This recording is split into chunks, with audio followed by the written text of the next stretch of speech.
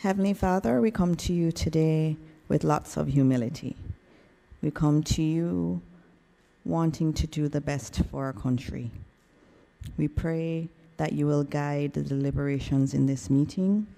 We pray that you will guide our chair as we discuss this very important issue. Help us to remember always that everything that we do in your name and for your glory. In Jesus' name we pray. Amen. Thank you so much. Apologies for absence. I would say Morgan and Miller. Member Morgan, Member Miller. All right, welcome. And we'll go right into the confirmation of the minutes of the meeting held on Thursday, June 8, 2023. Minister, good afternoon. Good afternoon. Senator Brown. Yeah, I got the minutes at minutes after 11 today, and at that time I was at the IDT and still is at the IDT. I'm going to be joining you just for a short while. May I appeal for the minutes to be put off to the next meeting because I was not able to read. I don't know if other people got a chance in less than 2 hours or so that it was circulated. All right, I have no problem with that, member. So we will defer taking the minutes for the meeting held on Thursday, June 8, 2023 until the next meeting.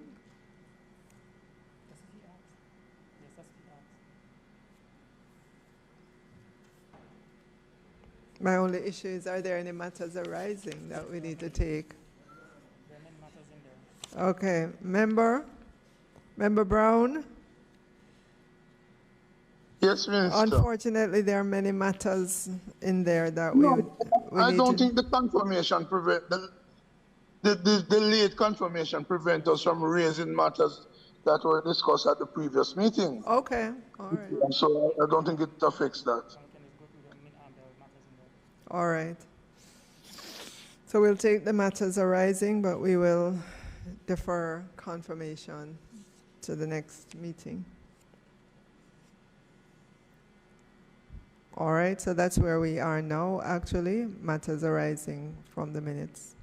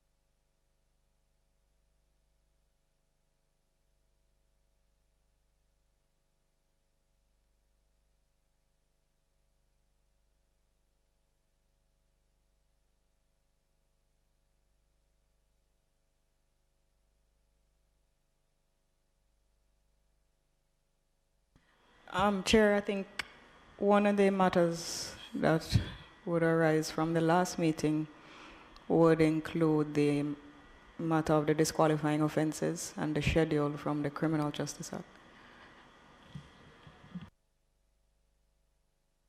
All right, member, there are several matters. We can begin with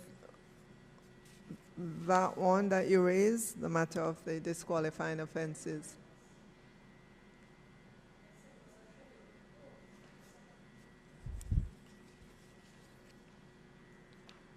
All right, members, we'll begin with that issue of the disqualifying offenses.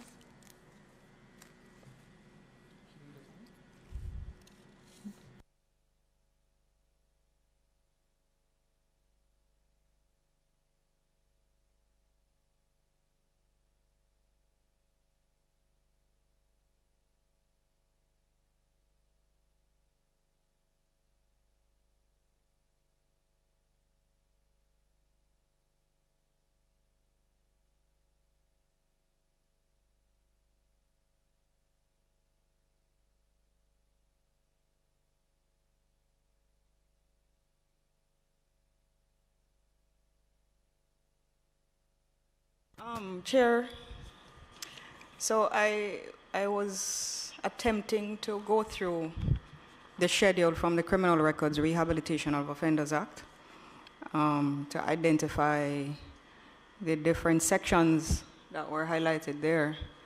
I realized that an email came in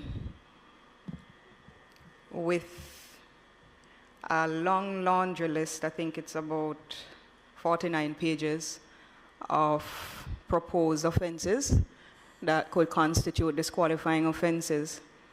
I'm wondering if we should use the committee time to go through all of them, or we should probably defer it for the next meeting as well, just to satisfy ourselves of what is in the document, because it is quite a bit. And for me, I would really love to confer with the respective acts just to satisfy myself that all is well. So the last time we were here, we spoke of offenses for which convictions may not be expunged as the possible offenses that we would deem disqualifying offenses. And there are a list of them under the third schedule that we agreed we would review. The review is now in the schedule that we received, titled Offenses which constitute disqualifying offenses. But it would require some time, because we pretty much got it was it yesterday? Or right. And I was unable to go through it fully, even though I started on my own doing some research. So I would personally request some time just to go through that document a little bit more extensively. Could I ask SG's team if there is anything they want to say about it as we look at this? You know, maybe it would help us in terms of understanding this document. Thank you, Madam Chair, and good afternoon to you and your members. And yes, Member Hamilton has raised some points. I was taking my time to raise my hand because I think I see a representative from the Legal Reform Department there, and it's the Legal Reform Department that prepared this very comprehensive document. When I got it, I was shocked and horrified that it was 57 pages. So I immediately made a call to find out that it's not all 57 pages that would be the list. The list is contained in about 11 pages. The rest of the pages are a matrix that will actually tell you what the actual provision is in the Act. So you will see a matrix starting from, I think, page 12. So it's so commendable. And I know Member Hamilton's training from a certain place, certain distinguished place. So she would be doing her own research. But what the Legal Reform Department did, though, was to actually put all of that information in a matrix starting from page 12, so that the members would not have to go very far to see what they are referring to in pages 1 to 11. So for instance, on page 1, they would refer to an offense. You would go to page 12 to see what that offense actually is, the description of the offense and the penalty. But I agree, though, that members may actually need some time to look through it. We went through and didn't really have a difficulty with what's there. At the end of the day, it would be a policy decision for the ministry and also for the members to decide whether or not they agree with the offenses that have been listed and the acts. From our perspective, we don't have a difficulty. Thank you, Chair. Chair. Thank you, SG. Go ahead, Member Brown. Yeah, thank you very much. Notwithstanding the position of the SG, I find that Member Hamilton's suggestion has a lot of merit to it. I, like her, have not been able to go through the list I had the misfortune yesterday, Senator Gale, of driving out to St. Thomas and driving back, and I died thereafter. I couldn't do anything. It was so taxing. So I support Member Hamilton's view, and I note that the SG feels that the committee should really get the time to look at it, if I'm paraphrasing her correctly. All right, thank you, Member Brown. Could I also ask LRD if they have any comments on the document? That could help us as well. I know SG just gave us an overview, but as the author of the document, any comments? Good afternoon, everyone. The LRD prepared this document, and as the SG indicated, the 57 pages aren't actually listing every offense that we think that should be included in the schedule. What is actually there would be, from my document, about perhaps 6 pages, and then there is a table that actually assists members to go through and to see the name of the statute and the offense, the section, and the penalties. So the 57 pages can be a little bit intimidating, but I assure everyone that it is not intended that a 57-page document would be the schedule for this this bill that we're going through. So I do accept that individuals may want some time to go through to satisfy themselves that this is in fact what it is that they would want to include, and I would wish to reiterate the position as well that it really amounts to a policy decision that will have to be taken at the end of the day as to whether or not these offenses are the ones that you guys wish to include. Go ahead, Member. Just a cursory glance at the document, because I was looking to see if a particular legislation was there. I'm not seeing it. I don't know if you could possibly look to the Sexual Harassment Protection and Prevention Act, particularly Section 10, because that section speaks to students. So maybe that could be incorporated. Yes, yes, I will look into that further. I believe that's to be brought into force July. So yes, we should include that. All right, thank you so much, LRD, for a comprehensive document. And as members have indicated, they need some time. We all need some time to take a look at it. And so we will defer that to the next meeting as well, the proposed disqualifying offenses. All right, for this meeting this afternoon, we do have a number of matters arising. If you look on page 5 of the minutes, that's the first, I believe that's the first one, where the committee agreed to the insertion of a clause to address professional offenses.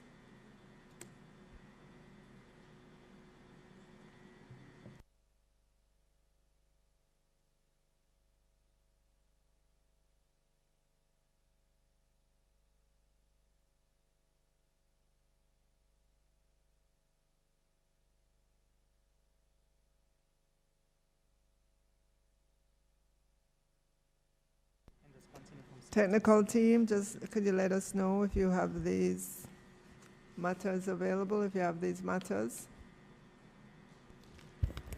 Afternoon, Chair, members, and colleagues. A draft was sent to us by Office of the Parliamentary Counsel. There were some minor changes that we had proposed, so that redrafted document is currently being worked on. I am not sure if I should read what's there for the committee to hear in relation to that provision. Go ahead. So the provision, the bill would have included a new subclause 65 And the reading based on what we have received thus far would be, notwithstanding subsection 3, a person who was convicted of an offense under any act specified in the 5th schedule may not apply to the council for reinstatement as a teacher or an instructor, or be considered by the council for reinstatement as a teacher or an instructor. So I guess we have to read that along with the disqualifying offenses.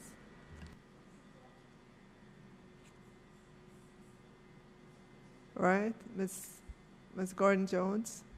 We'd have to consider that clause when we're considering the disqualifying offenses, right? Yeah.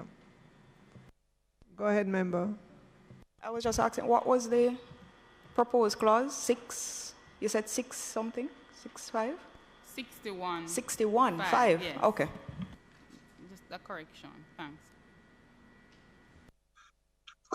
Chair, through you, Chair, the issue of conviction, I assume conviction is to be understood as the appellate process being completed, where there's an appeal before a court.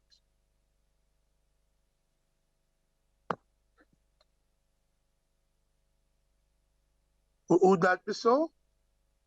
Just waiting on our technical team. Can you repeat the question, member, please? Thank you.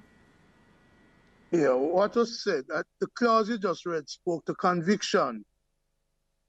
And I'm asking if by conviction we mean that the entire appellate process, which is allowed before the court, has been exhausted. Yes, member. The section 6, clause 61 is in relation to where the conviction is overturned or quashed upon appeal.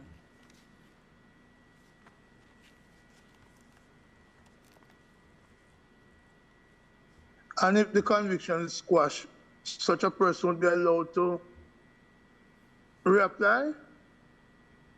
Just seeking clarification there.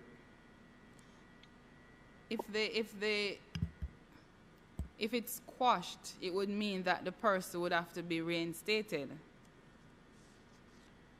All right, thanks very much.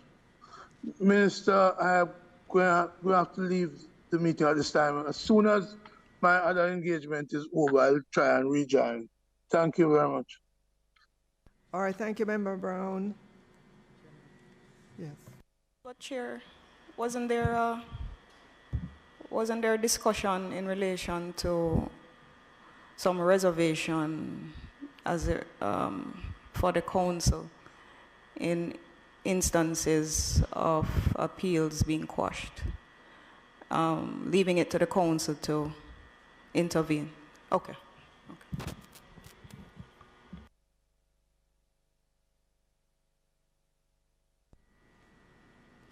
Through you, Chair, I'm going to reread the provision for notwithstanding subsection 3, a person who was convicted of an offense under any act specified in the 5th schedule may not apply to the council for reinstatement as a teacher or an instructor, or to be considered by the council for reinstatement as a teacher or an instructor. I made a distinction just now because of the blanket question that was asked by Senator Brown and the blanket response. So, ergo why I asked, because it's not just a general automatic kind of an approach.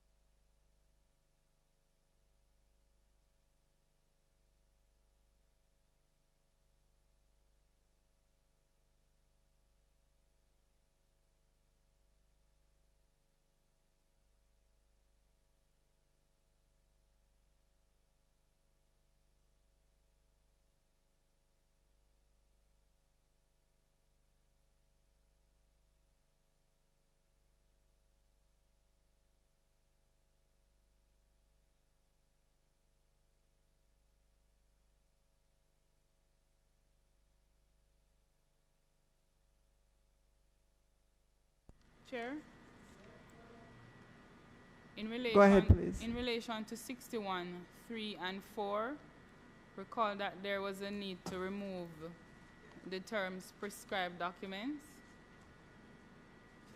and include a reference in relation to the documents being specified on the Council's website.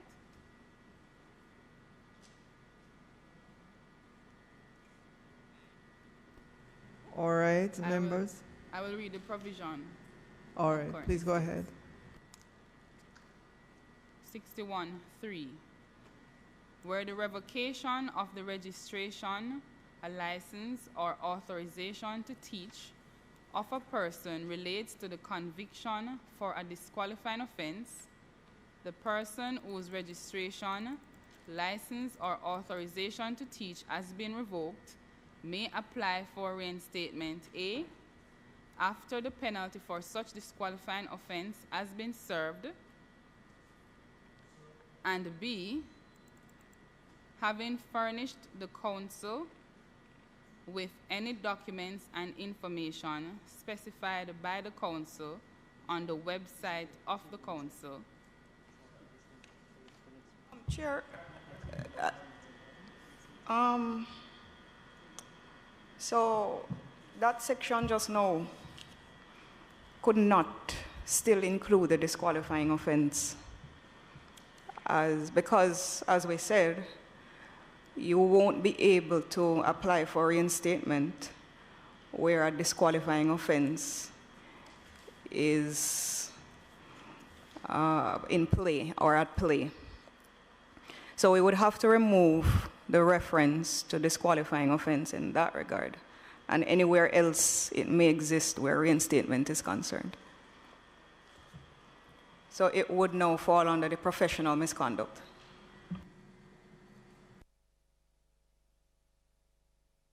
I'm sorry, remember, that relates to the documents?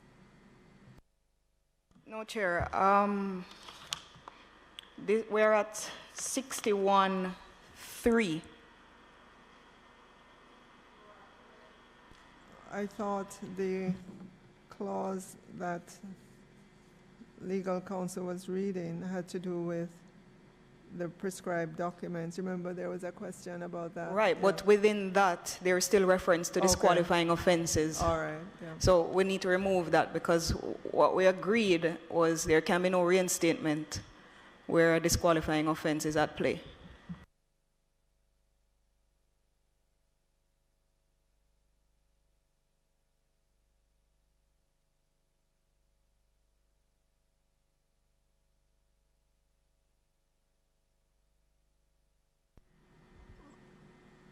Mr. Gordon-Jones? Yes, Chair, I agree with members. So the new 3 would be in relation to persons, the revocation other than disqualifying offenses.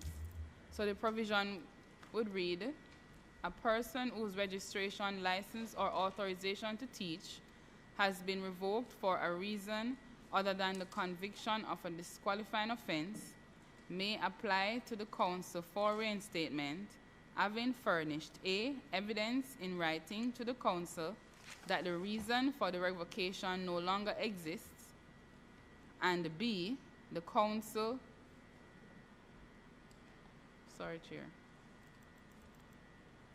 having furnished the Council with any documents and information specified by the Council on the website of the Council.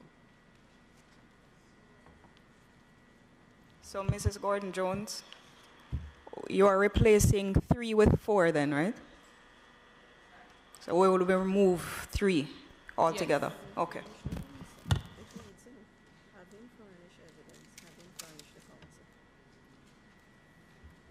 So the members, the decision is to remove 3. The decision is to remove 3. Yeah.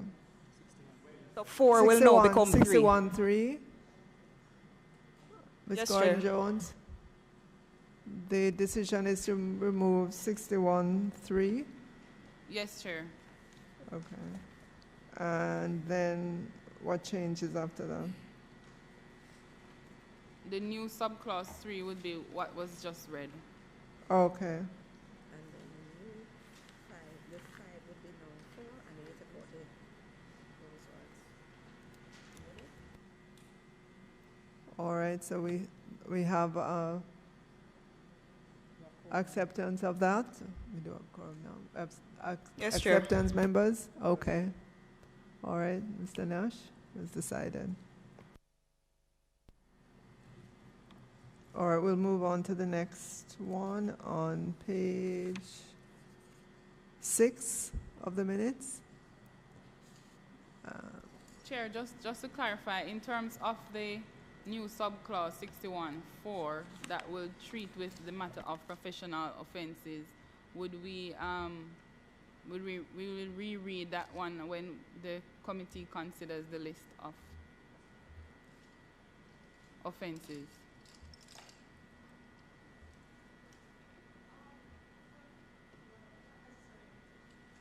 It's the one that goes with the disqualifying offenses, right? Yeah. Yeah, we were saying once members had a chance to look at the list, this document of the disqualifying offenses, then you could take both at the same time, no? Member Hamilton? No, I don't think we're prevented from accepting this, no. Okay, well, in that case, then I would have to reread because there was a subclause 3. The current reading says notwithstanding subsection 3. So we'd have to take out the notwithstanding subsection 3. All right, please reread. So it would read, a person who was convicted of an offense under the act specified in the 5th schedule shall not apply to the council for reinstatement as a teacher or an instructor, or be considered by the council for reinstatement as a teacher or an instructor. I think we can accept that. Accepted by members? Yes. Yes, okay, Mr. Nash.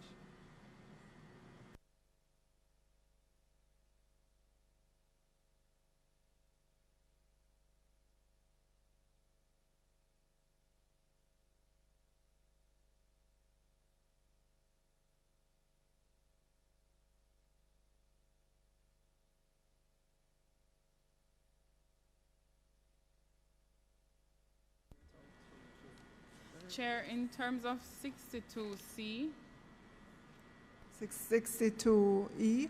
C, C. in relation to the basically the reimbursement of monies, the discussion was that since it's a possibility that the time from conviction to it being quashed on appeal is so long, there was the issue of who will pay, especially in relation to the private institutions. And we just want to confirm that the proposal was for the clause to be removed.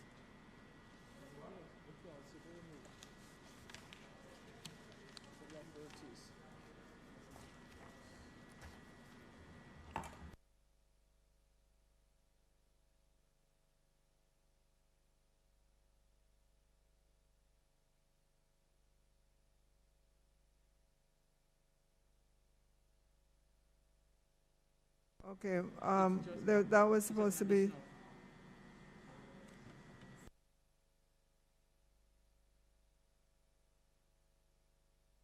(62C) on page 10 of the minutes. So Ms. Gordon-Jones, repeat what you just said.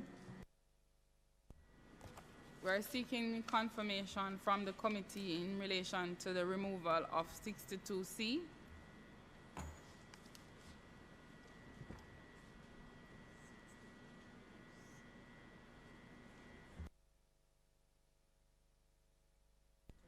Chair, do you want me to reread yes. the provision? No. Removal of clause 62. 62C. Members, do we have your approval? Yes. Yes, Chair. All right, good. Thank you. Thank you, Chair.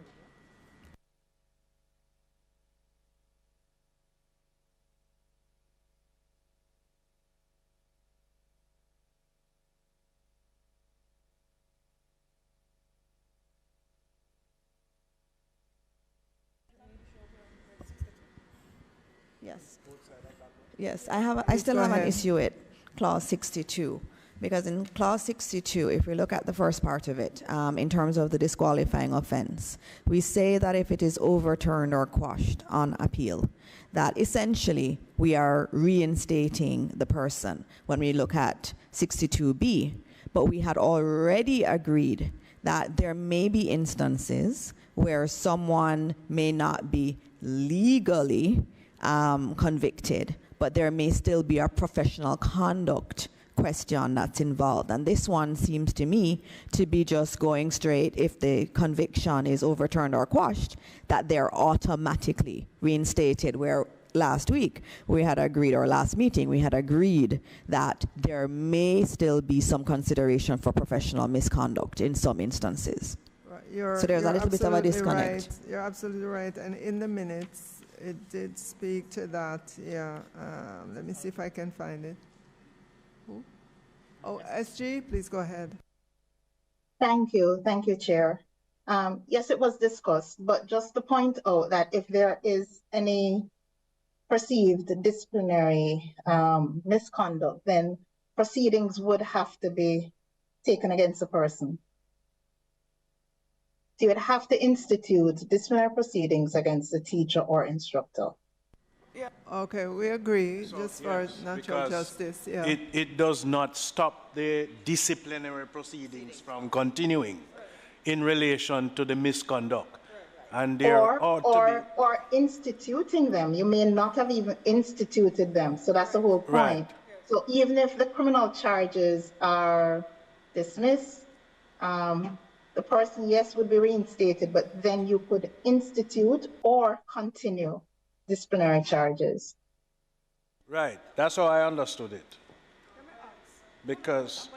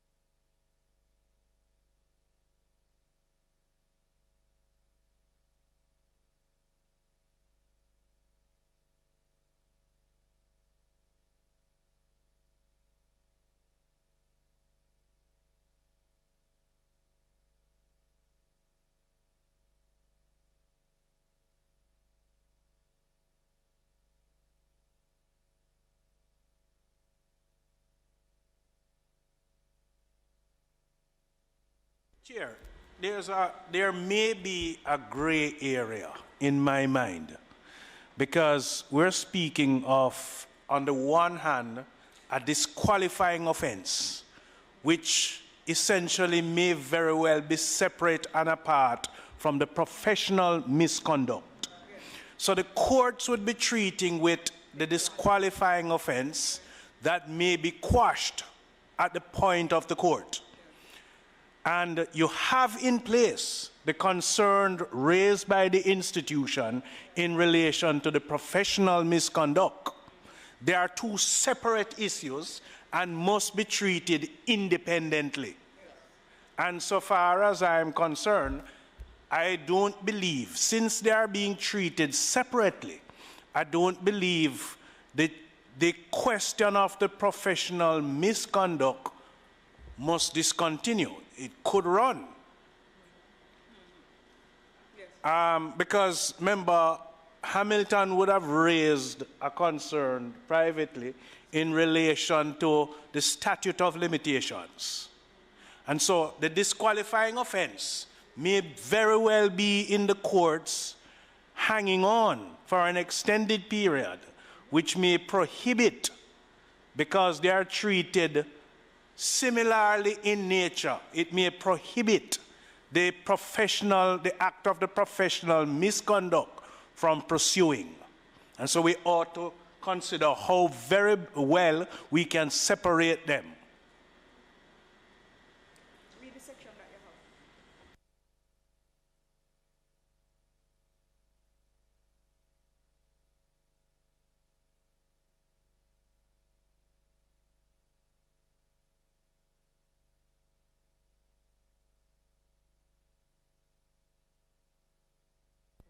Chair,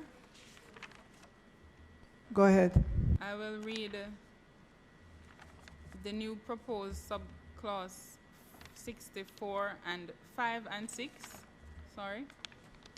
65 reads, where a registered teacher, a licensed teacher, or an instructor has been discharged or acquitted of a disqualifying offense for which the registration, license, or authorization to teach of such person was suspended in the circumstances specified under Section 59, the person whose registration, license, or authorization to teach was suspended shall be A, reinstated as a registered teacher, a licensed teacher, or an instructor as the case may be, B, considered to be registered, licensed, or authorized to teach on the same conditions that were previously imposed on the registration, license, or authorization to teach, unless otherwise determined by the council, and C, entitled to the full amount of the salary which that person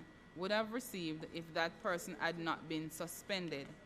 6, for the avoidance of doubt, where a registered teacher, a licensed teacher, or an instructor has been discharged or acquitted of a disqualifying offense, the council may request that the professional practice and the conduct committee conduct an inquiry into the circumstances which resulted in the teacher or the instructor being charged with and discharged or acquitted of the disqualifying offense in order to determine whether the teacher or instructor is a fit and proper person to teach in accordance with Section 34. That last part again, that indicates, yeah, the role of the PPCC, where the disqualifying offense would have been quashed.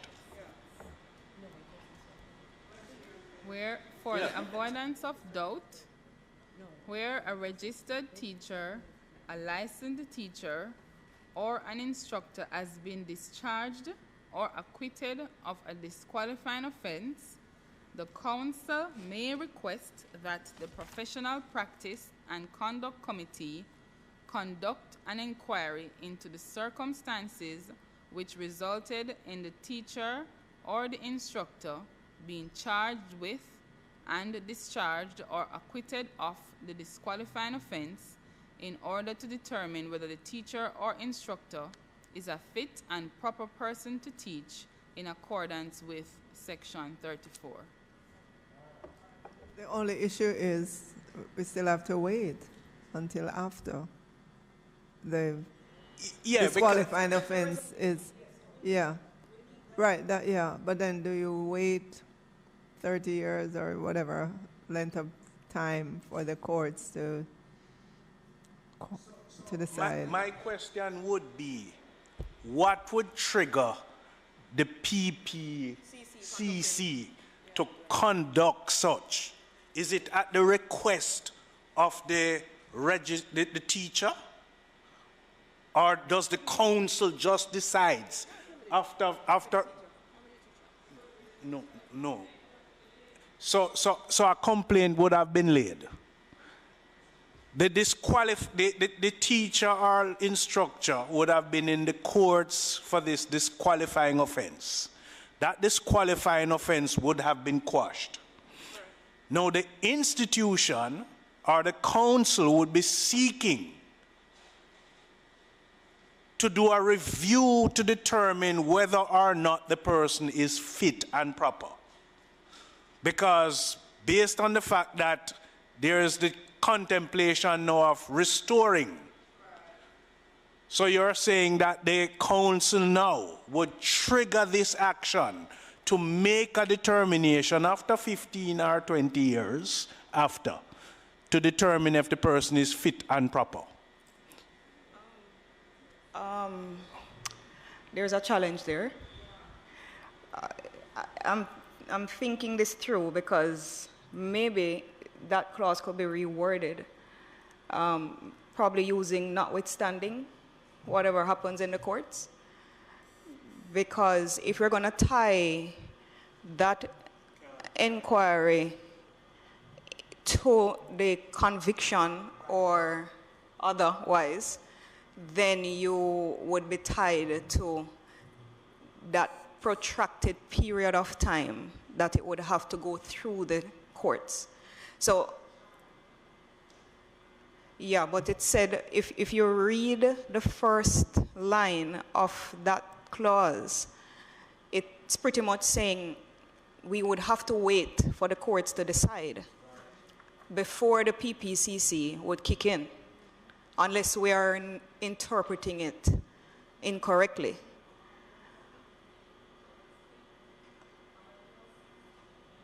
If the person is charged. Under clause 60, we can do what? You can lay a complaint if the person is charged. Okay. SG, you had your hand up. Thank you, Chair. So I think perhaps we are continuing in the same vein as Member Hamilton.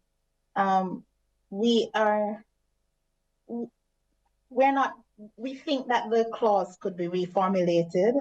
We don't think it should specify that the PPCC would then conduct an inquiry and all of that bit. I think what's important here is to just simply communicate that on the discharge or acquittal, that the teacher or instructor, that disciplinary proceedings could either be instituted or continued, because that's the important point. And then you would use the other provisions of the Act that allow for that process.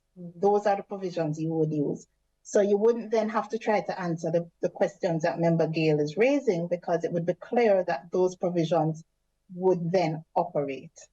We don't want to look as if we are now bringing in a completely new scheme. So we don't need to talk about all these words about conducting an inquiry and so on, the PPCC instituting. All I think that needs to be conveyed here is that if the person is acquitted or discharged, disciplinary proceedings could either continue or be instituted.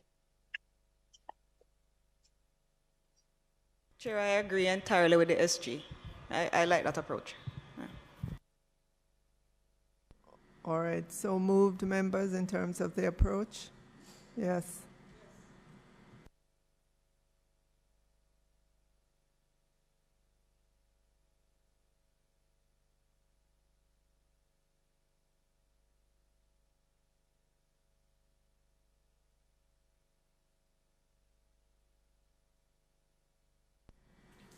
All right, we will continue with 62C. And we have 63, 64 to 85, is that it? Yeah. We'll continue with those. Chair, what was the decision on 62B? Are we still leaving the language there that as long as it's quashed that we are going to reinstate the registration? 62B? Well, my 62B, 1 and 2. Is that still remaining in light of what we just discussed? Yeah, we are taking that out. I just wanted confirmation that we are. Isn't that what the SG was saying should be changed? 60. What you had read from was 64, right? That was your new 64 that you were reading from? Oh, okay. No, the reading where you said that we didn't have. Okay. All right. Okay, thank you.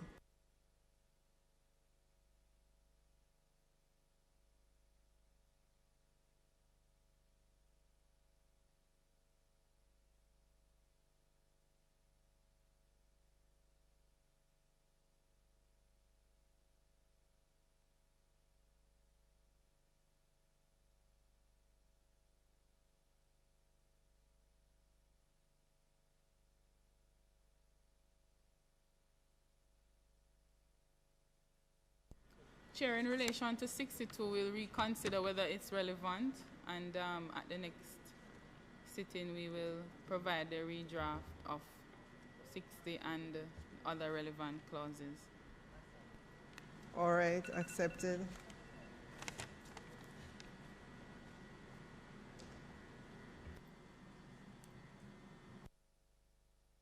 All right, so please continue, legal counsel.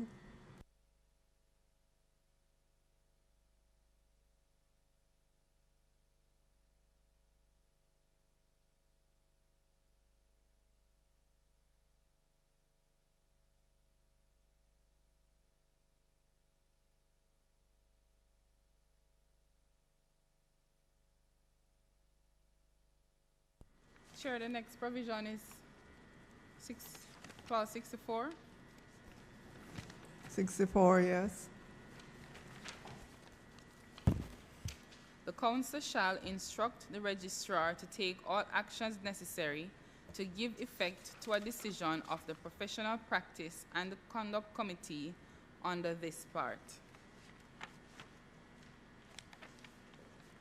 So it was reworded to remove subclause 2.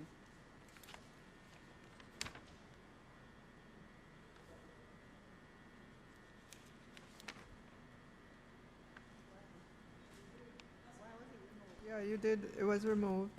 Huh? Yeah, it was removed. Yeah. Yeah.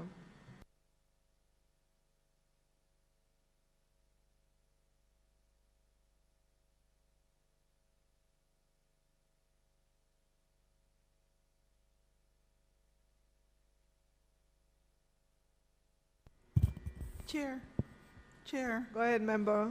Oh, no, go ahead, Mrs. Wilkins. It's slowly Nadine. Not a member. No, I'm just saying that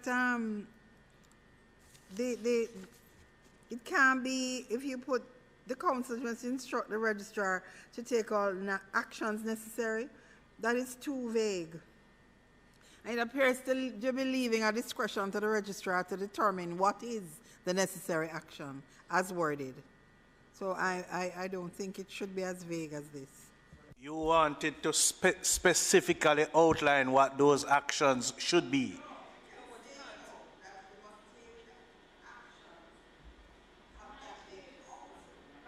Okay. It can be worded to say that the registrar must carry out the actions necessary to give effect to decisions made by the council. But that would be better. But that's exactly what it's saying here now. That's what it says. Do you have the revised? No, well. You might, yeah. Yes, in the revised version. Yes. Council, please read it very again. Well, that's true. But should it be the committee, though? Very well. What committee? should the committee take a decision and then proceed straight to the registrar for the decision to be put into effect? No, that's why No, it says the council shall. The council, it goes to the council, and then the council instructs. Yeah, so then why you need to say the professional practice and, all right, it's okay. I don't think it needs to mention the committee again.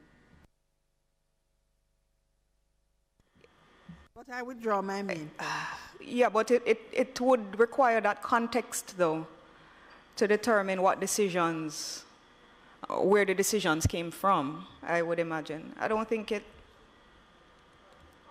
So the decision came from the PPCC to the council, and the council then would have to instruct the registrar consequent to the decision taken by the PPCC. Which would mean that the council would just be a conduit. No, if the council was a conduit... The council has other duties. It's not just a conduit. If all the council is doing is conveying the decisions of the committee and directing that they be carried out, the council is being a conduit. No. And why I say no, in the context of the application, so the matter would have been brought to the council. The council would then say to the PPPC, this is your work. You pursue the activity. Having conducted the activity, the PPPC would then make a decision and report back its decision to the council. The council would then have the authority to instruct the consequential decision that has been made, because it's only the council that would have that authority. All right. That is understood. So members, we are agreeing with 64 as read? Yes. All right. Please go ahead. So the next part would be... Is that 71? Clause 71 would be the next one? Yes, Chair. All right. 71.1. On hearing an appeal under this part, the tribunal shall give its decision in writing within 28 days or such longer period, not exceeding 42 days, as the tribunal may reasonably require, and may A, dismiss the appeal and confirm the decision of the professional practice and the conduct committee, the board of the educational institution, or the other employer as the case may be. B, allow the appeal and set aside the decision of the professional practice and the conduct committee, the board of the educational institution, or the other employer as the case may be. Or C, vary the decision of the professional practice and the conduct committee, the board of the educational institution, or the other employer as the case may be.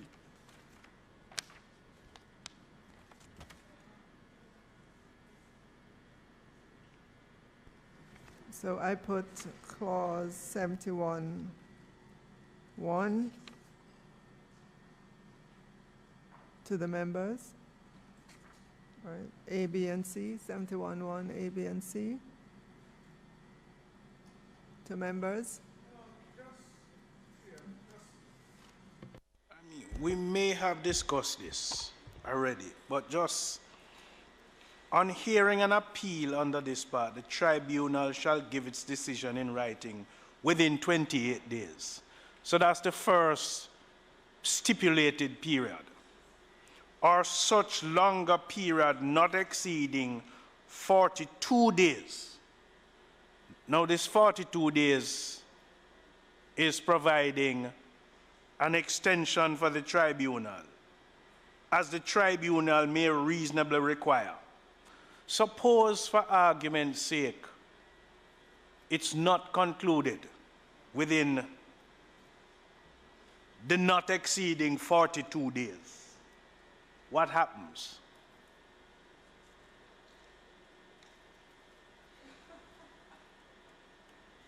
I will go over it again.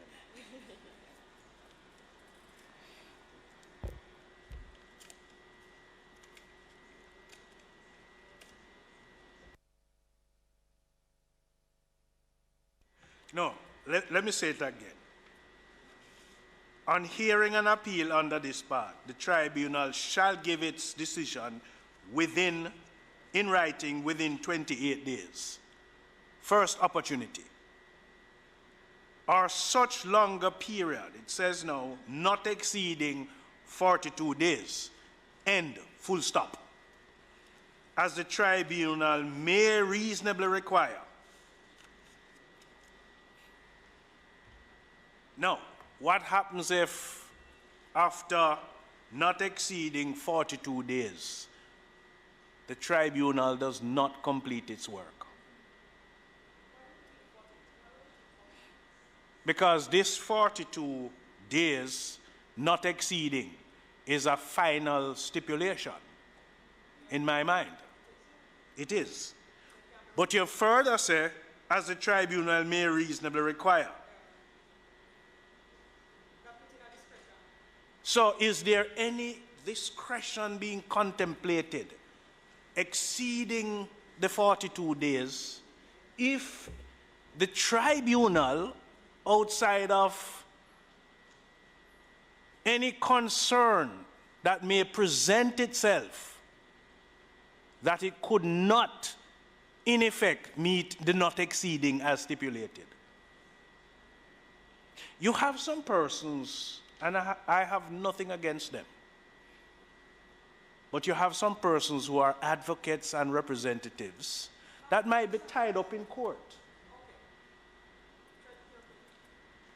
And you can't have sittings. See, Member Brown at the tribunal now couldn't attend here, but I don't know when next he's going to attend the next sitting. It might exceed 42 days. This not exceeding 42 days somewhat may constrain the tribunal in making a decision. And you don't want in a situation where, sorry? You don't want a situation where you appear to constrain the tribunal by a stipulation in law. So you were saying? No, I was just saying that you can appreciate the mischief, though. Fully. But it always, in the LRIDA, it gives the tribunal with reasons to say that we need more than the stipulated time. I can't recall it saying not exceeding. It speaks to a specified time, but for the abundance of caution, provides the tribunal with an opportunity to extend with reasons. SG has her hand up.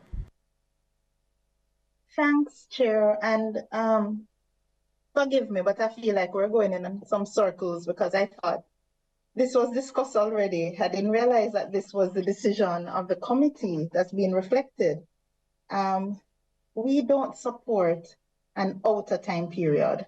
Now, the first thing is, looking at it, the way it's formulated, I would say that it's mandatory, not directory, which would mean that the tribunal has up to 42 days. Now, it doesn't say, there are other ways to try to limit. We understand the mischief, and there are other ways to deal with it. So, for instance, you give a time and say it can be extended, based on exceptional circumstances or some things. At least it has to be justified. But to give this outer time period, all I see are matters going to court. And to be honest, I don't see what defense we would have when the tribunal has not taken a decision within 42 days. And things can happen. We also don't want to put something in the law that could then prejudice somebody's rights. And why do I say that? Because from time to time, things can happen that delay how decisions can be taken. So we understand the mischief, but from another lens, we see a lot of danger right here.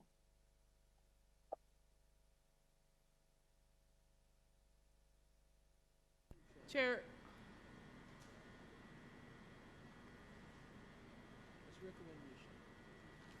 Go ahead. If, with your permission, you want me to read section 12 of the Labor Relations and Industrial Disputes Act in relation to the award? Before you do that, I'm going to ask Member Gale, who's the Vice Chair, to sit in my place. I'll come on online because I have a meeting at OPM. All right.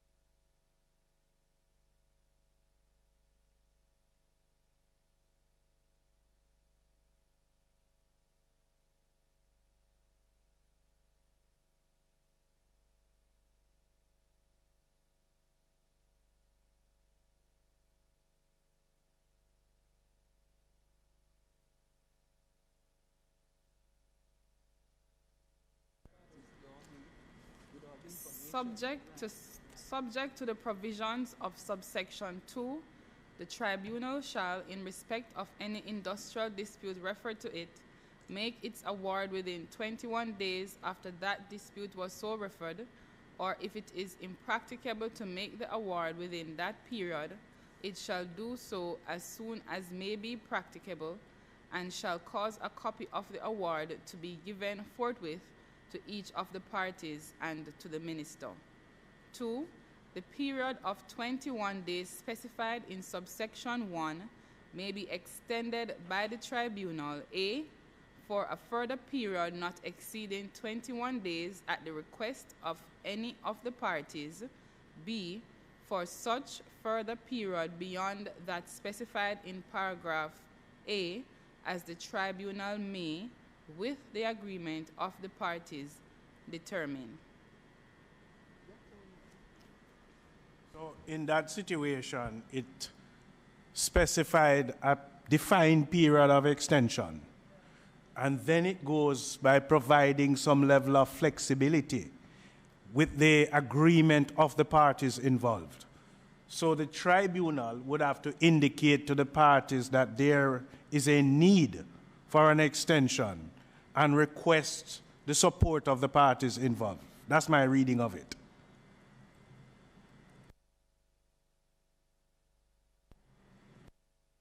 Member Hamilton? I don't mind what is in the LRIDA, but I'm thinking because it has 3 layers there. First 21 days, second 21 days, and then agreement by parties. Maybe we could have 2 for this instead of 3. I don't think we need to go into maybe another 28 days, but just for the tribunal to be able to, with the agreement of the parties, determine how much longer they would require. I think adding that third step is unnecessary. So this one has 2 steps. The first is the 28 days. And then by extension, are not exceeding, which is, it says... We're going to remove that. Yes. Yes. Okay. So you are suggesting, therefore, that we move to that other layer of flexibility out and to delete this not exceeding. Yes. And substitute it with that other yes. agreeable layer. Yes. I think that's reasonable. Right.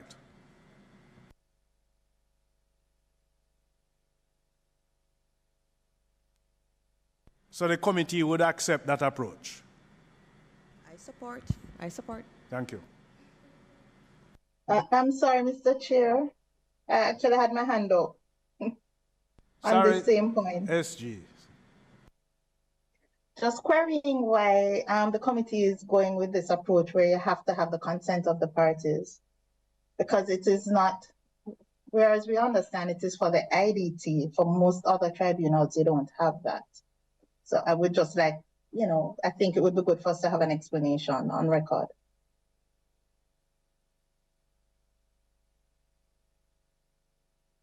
I wondered as well, to Chair.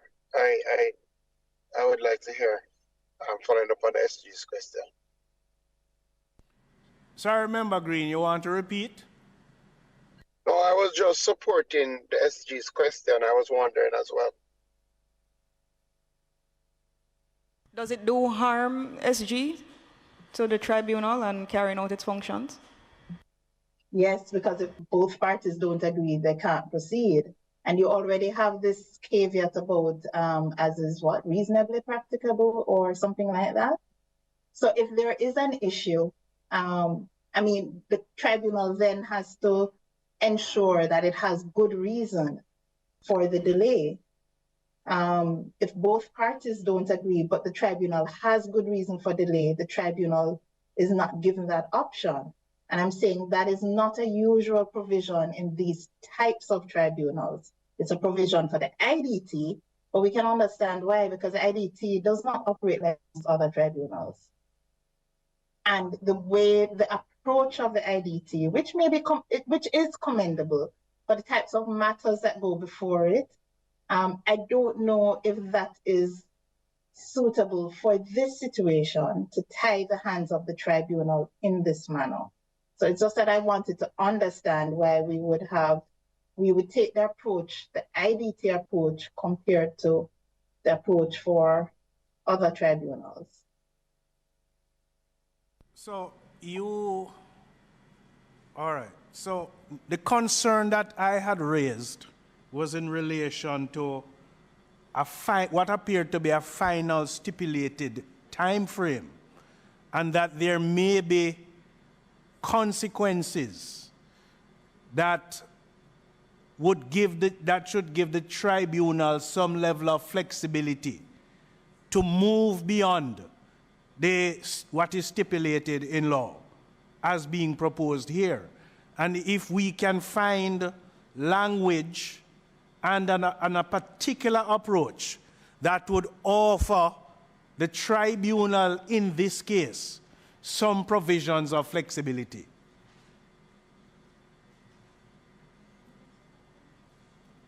But you can understand and appreciate why I would have gone to using the IDT. Oh, of course, naturally. And as I said before, I hope you understand that the IDT's approach is commendable. However, for these types of matters, again, I am a little concerned about tying the hands of the tribunal by stipulating that they can only have the extension where the parties agree. You will recognize and understand that this tribunal will not have a lot of the measures in place that are in place for the IDT. So when matters are going before the IDT, even before that, you have mediation, you have dispute resolution. You're not going to necessarily have that in this situation. So you're going to have two parties who more than likely will not give consent. So Chair, maybe we just eliminate everything after or leave it as or such longer period as the tribunal may reasonably require. If I may, Chair, yes, go ahead. That would be okay. But I was also suggesting that you could also put in a stipulation to ensure that the tribunal would have to have good reason for the extension, knowing the mischief. So I know some laws we talk about like exceptional circumstances, or there are some words that are used sometimes, but you want to make sure that the tribunal has to justify this longer period. And go ahead.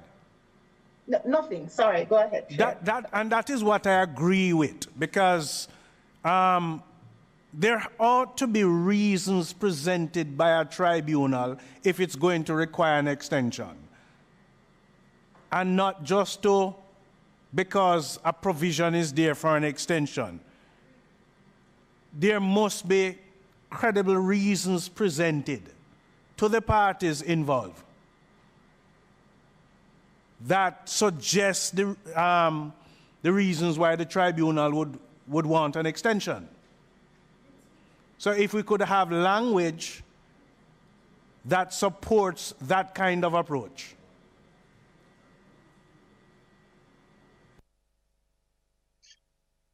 So, Chair, I'll say a couple of things, and you know, might be going over some things, but it's really just putting a little bit of my position out there. Clearly, I appreciate what we're trying to guard against, and clearly we're trying to guard against the tribunal taking, or the council taking an inordinately long time to make a determination, and we appreciate that people's lives are being hindered. So it's about striking the balance between that and ensuring that the tribunal, especially in matters that are particularly complicated, has enough time to get their decisions right. So I think hopefully there's agreement that it couldn't be a state where the parties have to agree to the extension. I don't have a real challenge with there being a certain cutoff time period. I don't necessarily have a challenge with the tribunal providing a reason, but I also do not want it to be so hard and fast that the tribunal is rushed into a decision, or if the tribunal is unable to make the time, then the decision itself comes into question. So I'm just sharing my thoughts. Thank you, Chair. Thank you for that, Member Green. So Mrs. Gordon-Jones, we may be able to find some language that can cover the purpose and intent that we are seeking to establish.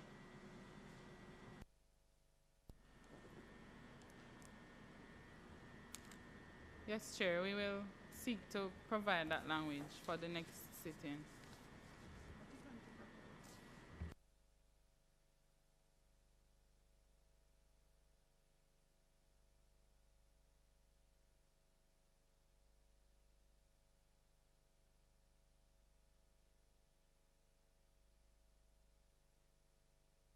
You're continuing now with the rest of 71.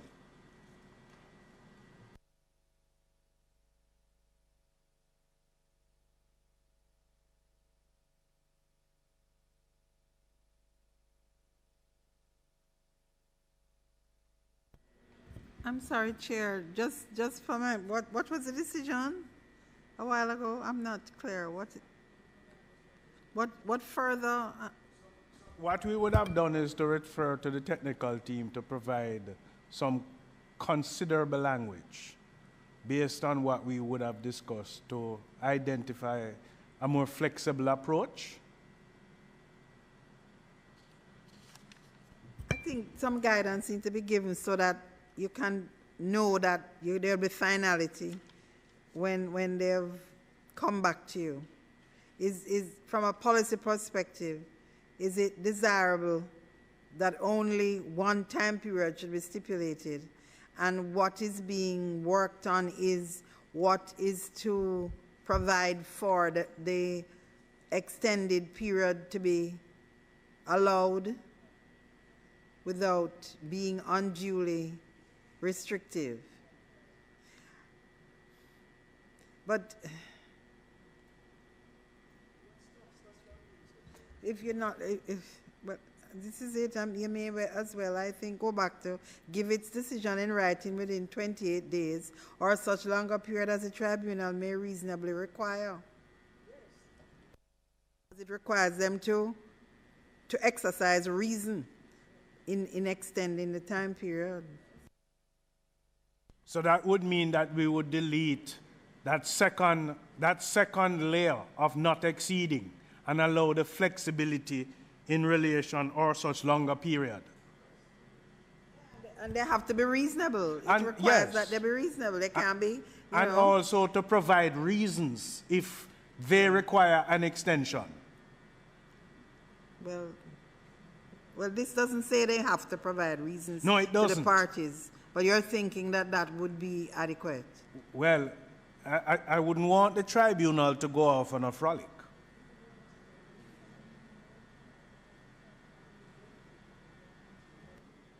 So it recognizes that in the first instance, that the tribunal may require an extension. And so, that or such longer period should make that determination. But provide some reasons to the parties why it would require an extension of time.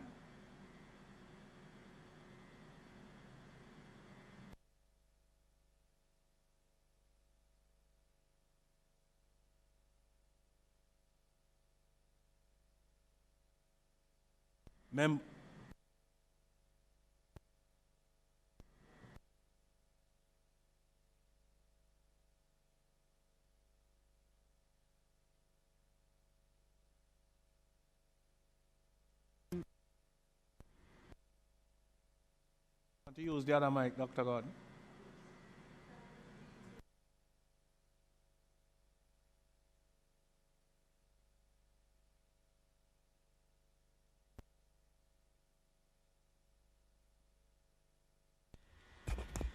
Yes. Sorry. I'm thinking that the description, the detail, define reasonably. This can be done in the regulations, although the Act speaks to as reasonably required. But the regulation now would say what's reasonable, how you decide that. And that will be detailed in the regulation. No, I think that it can be captured here. It's just to find those language that can support it. From what you were saying, Chair, it would be that the tribunal will be required to serve notice on the parties of its need for additional time and provide the reasons for that additional time in that notice and give some indication of for how long that additional time would be. Right. Okay. Both the Solicitor General would have indicated, and also Member Green, you wouldn't want to place the tribunal in a position to which they are rushing to make a decision when there are situations that would be applicable to give consideration in bringing the decision to be made. You don't want them to be able to find themselves in a position to be rushing because of a constraint in law that we would have provided.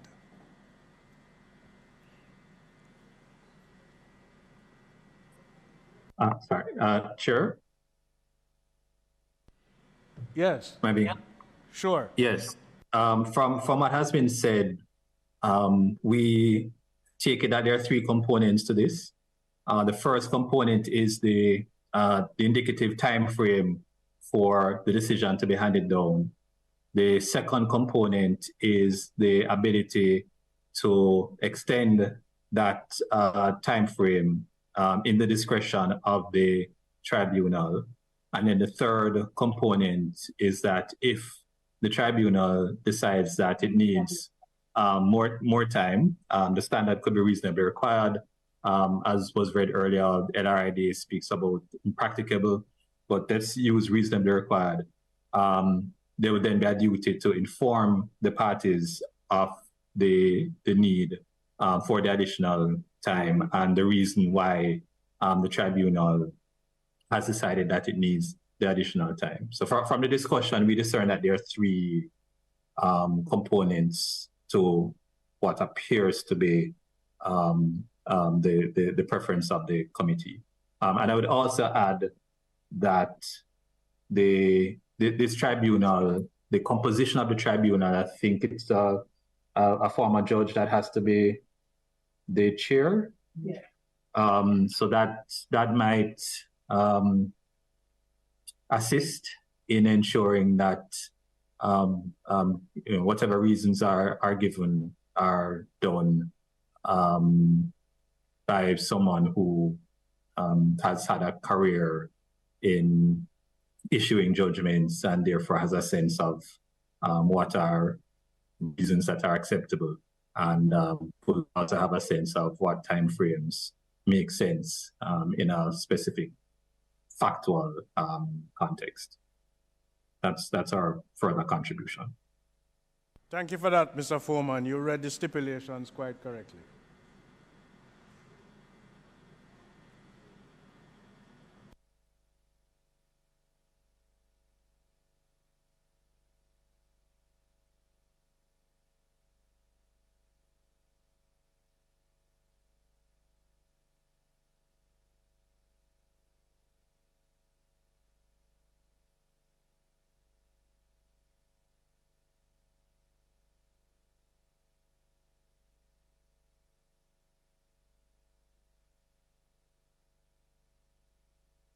So if we look back at just to capture the proposed stipulation, we speak in the first instance of the first 28 days. And then we move to the next stipulation that the tribunal may require additional time. And that in requesting that additional time, they provide some stipulated reasons as to why. In my mind, those would have been the three stipulations. So if we could find language that would prescribe such an approach, then we can have a consensus on this.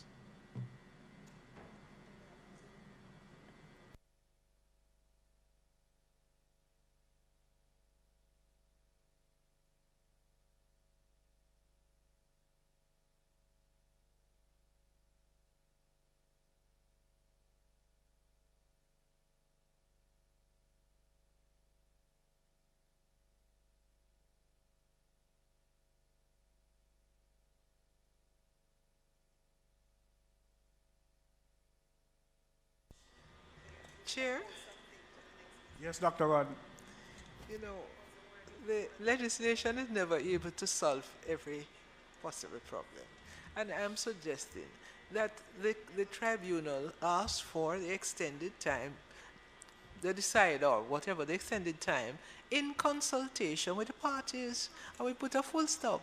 And any elaboration, we elaborate in the regulations. But it has to be done, the extended time must be done in consultation with the parties. My preference all the while, is to use language that is already contained in law. But Chair, I mean, as much as I may have proposed it initially, we have to take the guidance of the SG in relation to these matters as well. And she has indicated that it is very unusual for there to be consultation at tribunals. I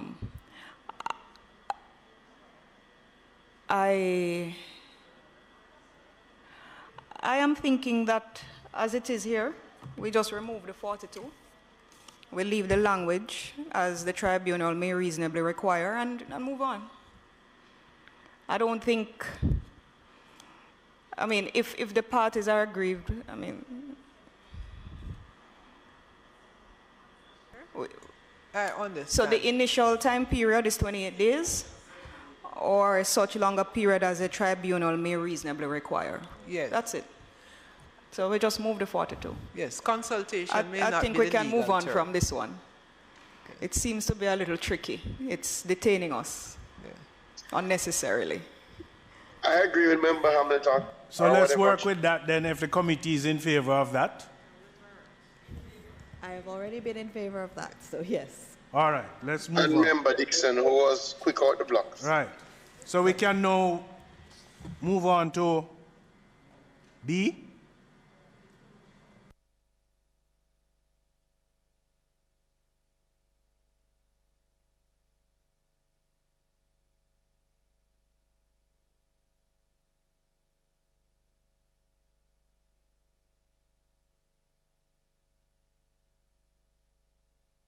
Mrs. Gordon-Jones, you had completed A?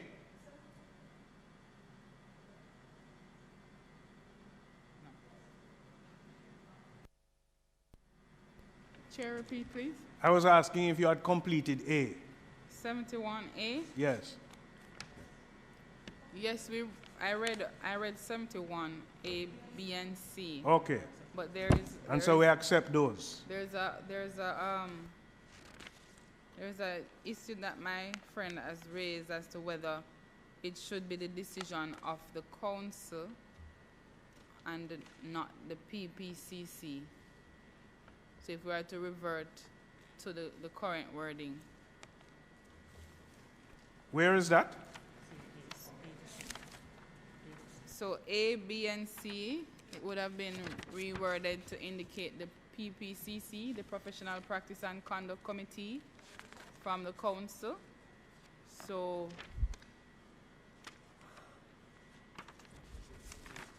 based on the scheme of the act, it would seem to be that it should be the council. Members? Yes, Chair. Agreed. Agreed.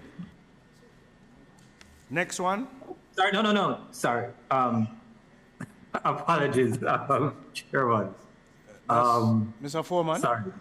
Yes. So I thought that the PPCC is now the entity that makes the decision in relation to the disciplinary matters that come before the council, and that the role of the council was to ensure that those decisions are given effect. For example, by communicating the decision to the registrar and to the parties, or as the case may be. And we've gone through many iterations of this, so I may be off the mark here, but I appreciate some clarification on why we would go to the council in the language here.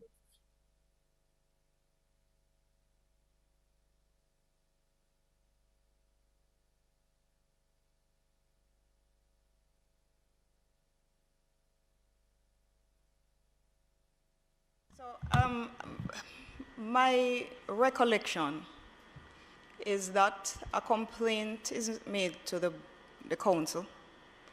The council instructs the PPCC to carry out whatever investigations and queries and hearings. And then the PPCC has to report back to the council what the decision is for the council to take action.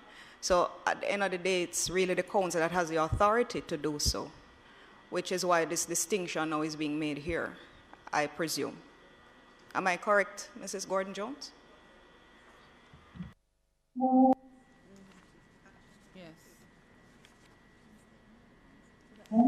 Sorry, Chair. I mean, from what was just described, it's the PPCC that took the decision that their teacher or instructor should face some sort of disciplinary sanction, not the council.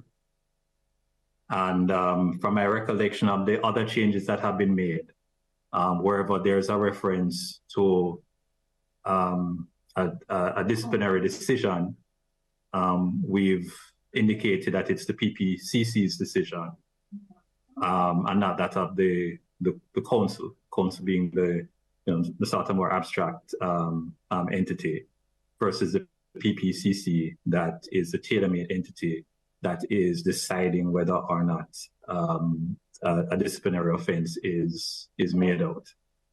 So that in a provision that speaks to the appeal tribunal exercising power in relation to a disciplinary decision under the legislation, the entity that makes the decision, it seems, should be the one whose decisions are being reversed or upheld.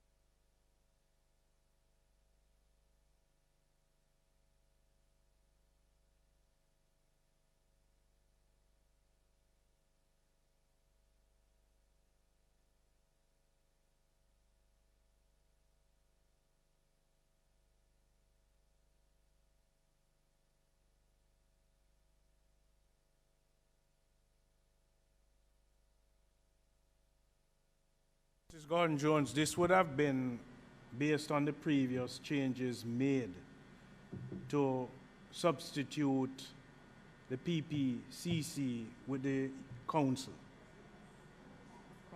Sorry, the council with the PPCC. And so we are trying to be consistent in terms of the approach. Sorry, may I, Chair, just to, I'm trying to find what I think is the most recent draft that I have. So the new clause 58 is supposed to read, upon an inquiry conducted under section 53, the Professional Practice and Conduct Committee may, depending on the nature or seriousness of the complaint, make any of the following decisions. All right, so the matter having been referred to them, they make certain decisions. Then 59 speaks to suspension or revocation, says the PPCC may suspend the registration, license, or authorization to teach held by the person. 60 talks about the effect of revocation. But Mr. Foreman, what about the fact that under the same 58 at 58.3, it says that the PPCC shall issue a report to the council to include the decision that has been made, the reasons for it, the date it should take effect, and so on so. And then upon receipt of that, the council now acts. No. So we've been... One, as you've read, the report contains the decision of the PPCC. All right, so affirming that it's the PPCC that is making the decision, and then the council is transmitting that report to the relevant parties. But the PPCC can't enforce the decision. Yes, but the provision related to the decision of the tribunal doesn't go to the enforcement of the decision. It's talking about who the person takes the decision, right? So as now in the most recent draft, it says the PPCC, the board of the educational institution, or the other employer. So in the situations which the board of the educational institution, under the scheme of the Education Act, it's the board that takes a decision to terminate or apply some disciplinary sanction against the teacher. But if you're going to use that, because that same board, it wouldn't be the board who would have made that decision. It would be a composition of that board, maybe the disciplinary committee of the board. So, may I respond to that? So, under the existing scheme, the board of the educational institution has a subcommittee that is the personnel committee.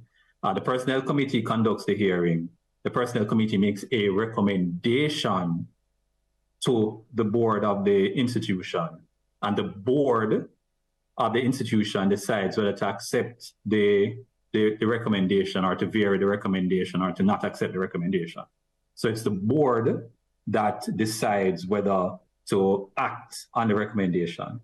The scheme of this, as I understand it, is that the PPCC is being created as this very sui generis, this special type of organ within the council that hears the evidence, makes a decision, and then informs the council of its decision, and then the council informs the parties of what the PPCC has decided, and also instructs the registrar to take certain actions if it involves, for example, revoking registration and things of that nature. So again, the decision maker is the PPCC. In the case of the school board, it's the board. In the case of the other employer, it's the other employer. So that's the context of my concern about reverting to a reference to the council in the context of the entity whose decision the appellate body is reviewing. So you are saying, Mr. Foreman, in this case, the decision was made by the PPCC. Yes. And so, in that regard, any instruct by a tribunal should be responding to the decision made by the PPCC. Yes, because that's the decision that is being appealed against. And that's the operative, what you're in fact appealing against. Yes. As I understand the provision, I don't think there's any other way to interpret it, but yes. Members?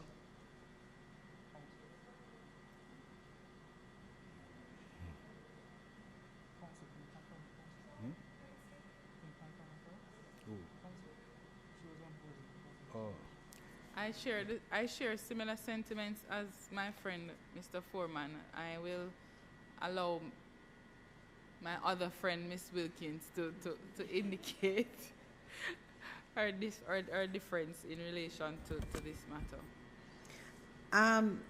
I must confess, I don't like to disagree with Mr. Foreman, and I try hard not to, because he's usually very cogent. I'm just saying, though, that this scheme, and if I'm wrong in determining that this is a scheme, I stand corrected that the committee, a matter having been referred to it, having considered it, having conducted whatever hearings, having arrived at a decision, conveys that decision to the council. At that point, it becomes a decision of the council. And the council takes the actions that flow from that decision that is taken. And in the communication of that decision, it is the council communicating the decision. And any action to be taken in respect of the employee consequent on that decision is taken by the council. The committee steps out of the picture once it has made the decision. And I don't know that going forward it is cast or framed as a decision merely of the committee. You know, I would have illustrated the context earlier in terms of how I understood the approach. In one, if a complaint has been made, the complaint would be made to the council. The council would then instruct the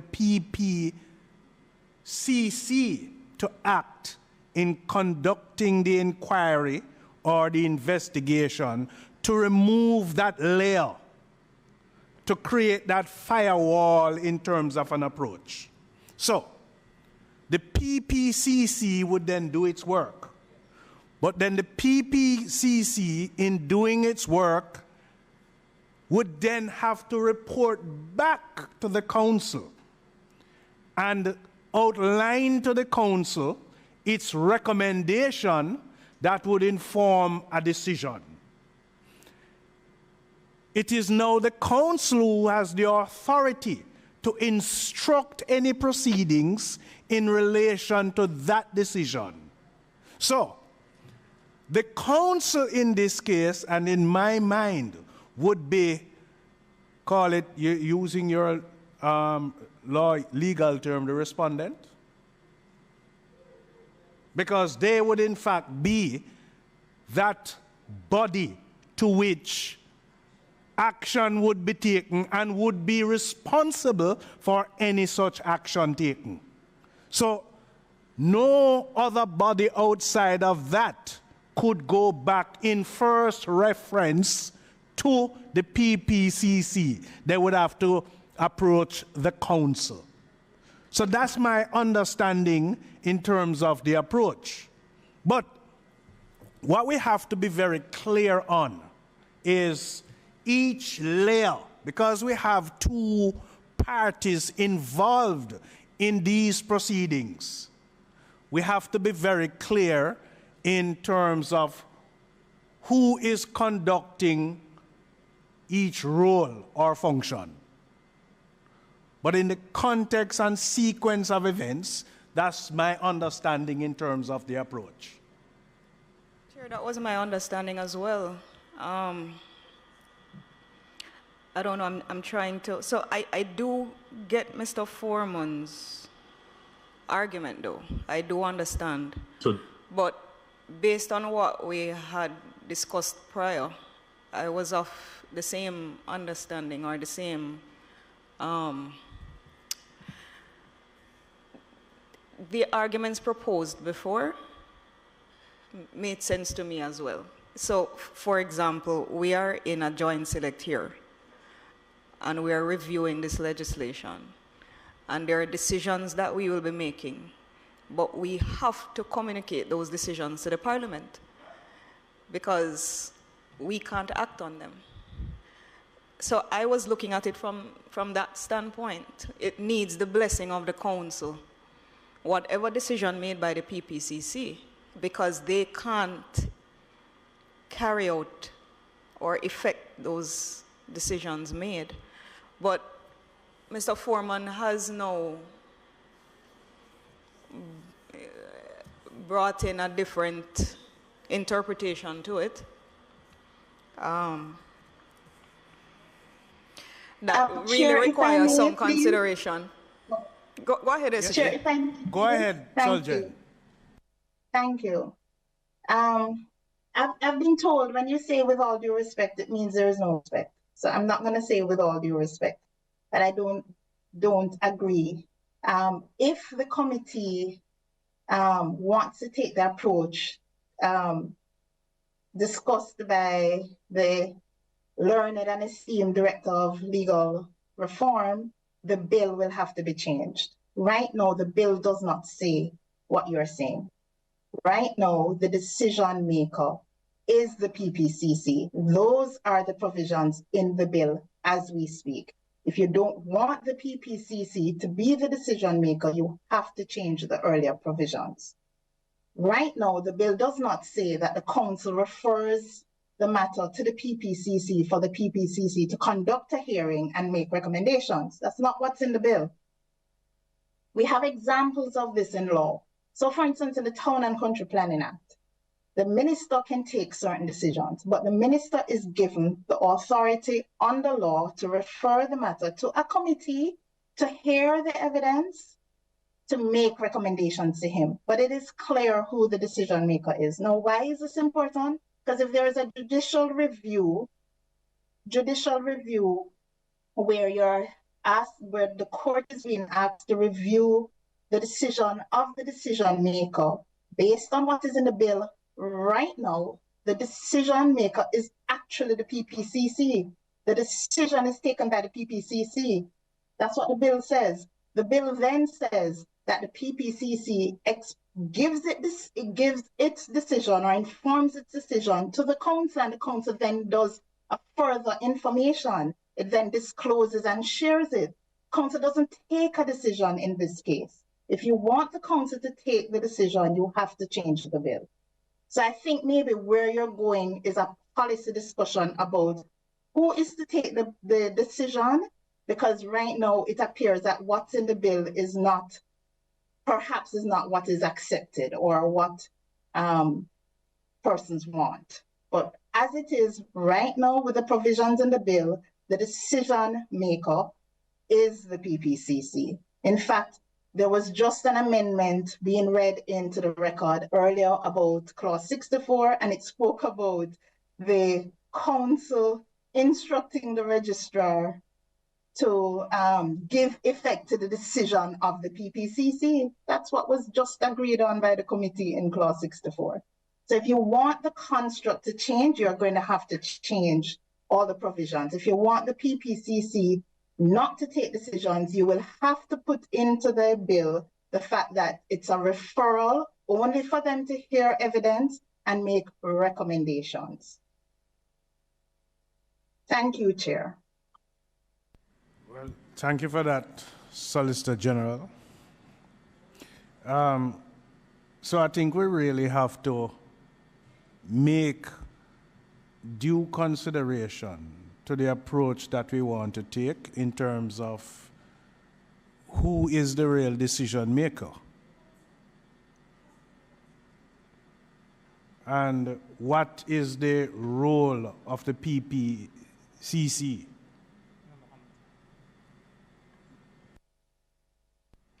Chair, the decision, it has to be the council that has that authority. It has to be the council. So if the SG is saying that we're going to have to change the wording of the legislation, then we're just going to have to do that.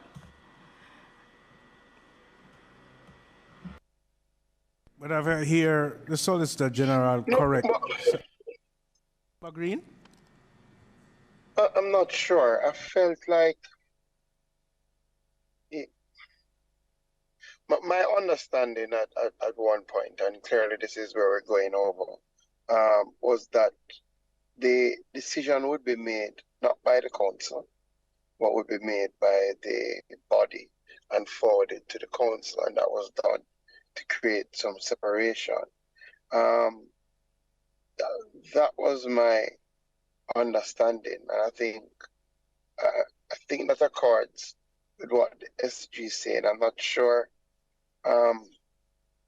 Yeah, well, let me just leave it at that. That was my understanding.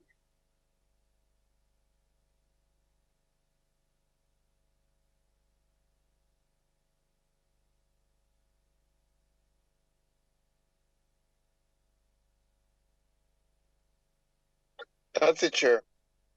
Thank you, Member Green.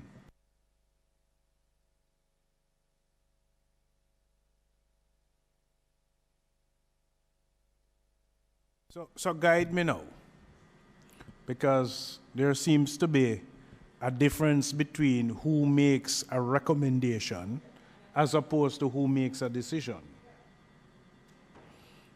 And we are very clear on the fact that the PPCC would be hearing the matters. And a determination ought to be made whether, having heard the matters, it then makes a recommendation to the council.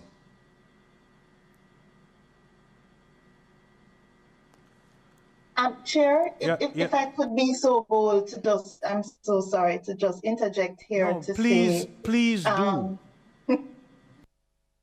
Something like this, I really do believe Minister Williams should be here to also weigh in, because these provisions have been in the bill. You're now considering changing the decisions. I'm not sure, to be honest, I'm not really clear on the policy from the ministry. And so I do believe that Minister Williams needs to also weigh in. I'm just saying, even though you will have your discussion, I'm asking the committee to perhaps not take a decision on this afternoon. And I was not going there, because this is one of the instances, Solgen, where policy direction has to align itself with law. And I would first, as a member of the committee, which is my substantive role, would want to be assured of the policy decision in this regard. So I think we have to take it under advice and allow the minister who's responsible for this bill to take charge of this. Are there any other matters that we need to address that would not conflict with where we are in this regard?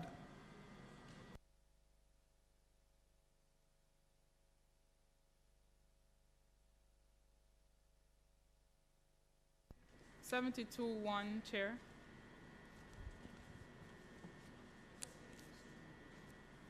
Go ahead. The minister may, after consultation with the council and other stakeholders in the education sector, make regulations generally for the proper carrying out of the purposes and the provisions of this act. Members? Agreed? Chair, before you agree, Chair. who are other stakeholders in the education sector? You can't put words in something. Who are the churches?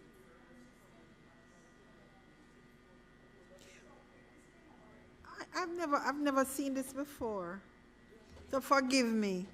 The uniqueness of it has caught me a bit.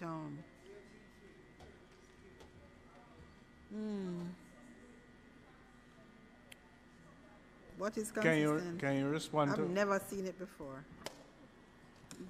I'm just indicating to Mrs. Wilkins that we would have used that language in previous clauses based on the consultation process with the stakeholders.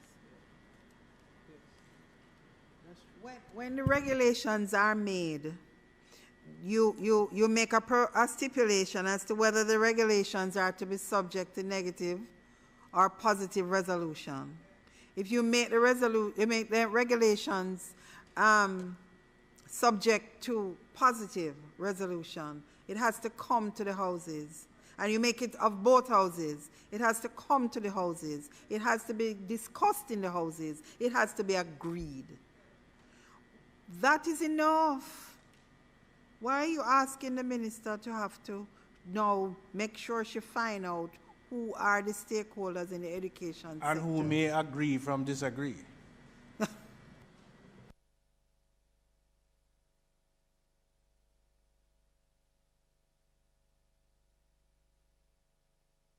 You know, if I can recall, this may have come out of one of the stakeholders making a representation that would form part of the matrix. Now we have to decide based on the guidance that we have received whether or not we have to make this approach. So I recall it may have been one particular group that made a recommendation saying that they wanted to be consulted. But because we did not want to identify that particular group, it was left general, in this general form. But Chair, I think maybe you can allow the minister to determine whether or not this is something that she wants to do as well. But also we'll have to be guided as to how regulations are established. Well, it's not usually this way, to be honest.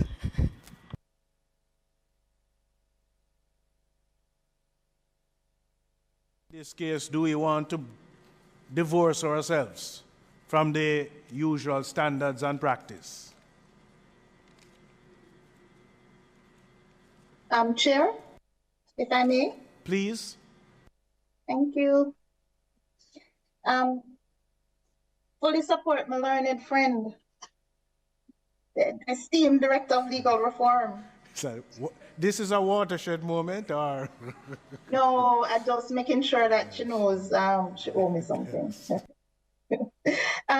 So we look to 4 that says regulations made under this section shall be subject to affirmative resolution, which means there is parliamentary scrutiny, which also means there is scrutiny by the public. Anything that goes to Parliament is scrutinized also by the public.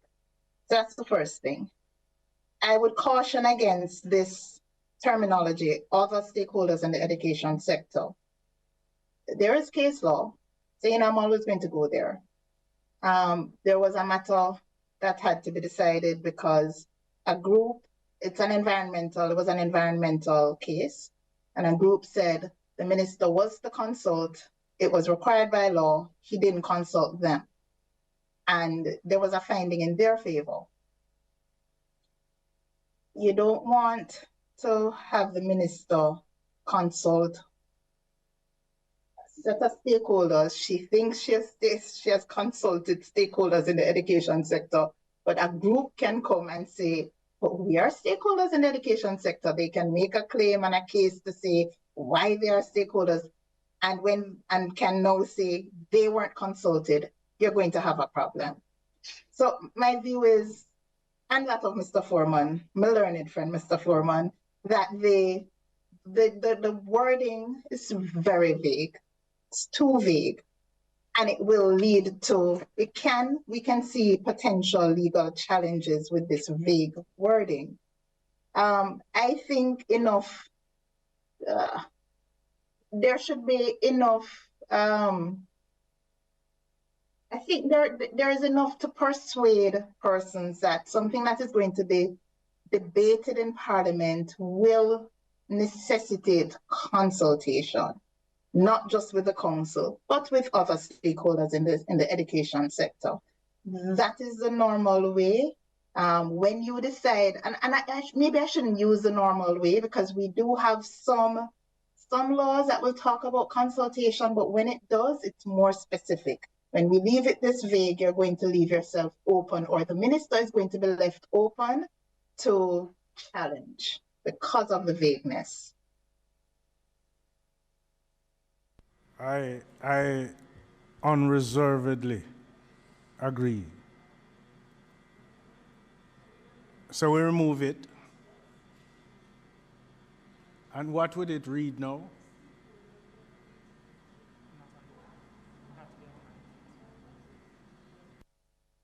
No. Dr. Gordon?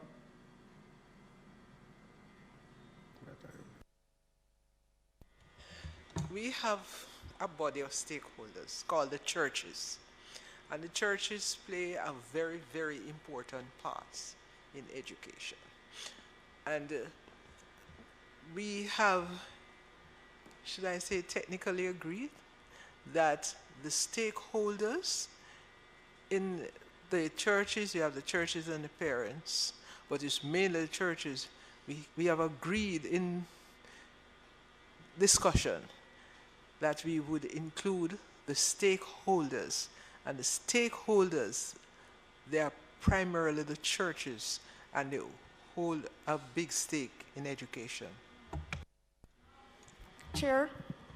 Member Hamilton. So I recall sitting in this very place some time ago when a decision was taken that the board of the teaching council would be increased to 31 to include all these stakeholders.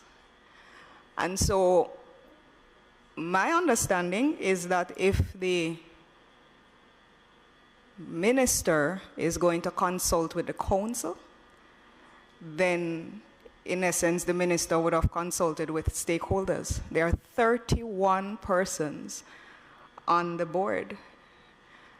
I don't think she requires any additional consultation.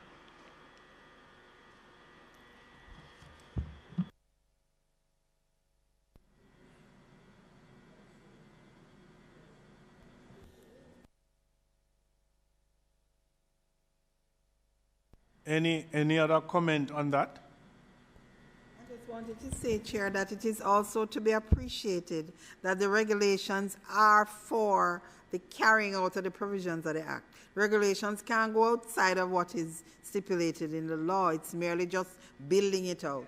So it really, I don't think there's any danger. Dr. Gordon, I appreciate your concern, but I don't think there's any danger here with the council being the body required to be consulted. Just to add to, Chair, the religious denominations, representatives form part of this body, so they are well represented, I think. You are quite correct, Member Hamilton, that we would have, as a committee, expanded the council. And the nature of the expansion of the council would have included varying groups. So if, in essence, we are saying that the consultation to apply such regulations is with the council, then I believe that it is sufficient enough as part of a representation. So we're deleting and other stakeholders in the education sector.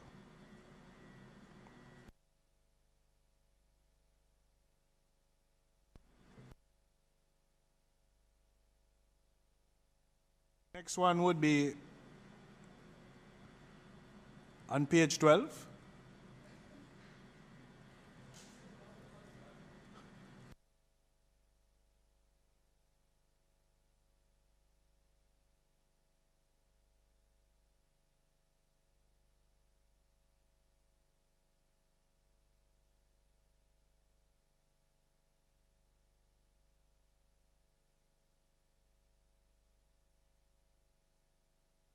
Where next, Mrs. Gordon-Jones?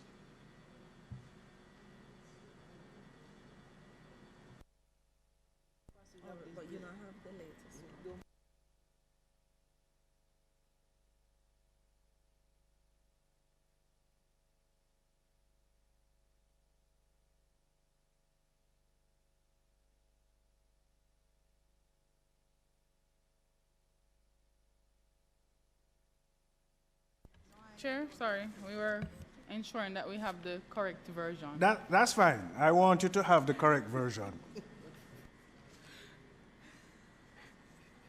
79, in sections 81 and 82, appointed day means the day appointed for the coming into operation of the provisions related to the registration and licensing of teachers.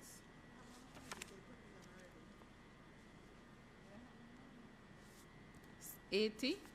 So you're deleting 83.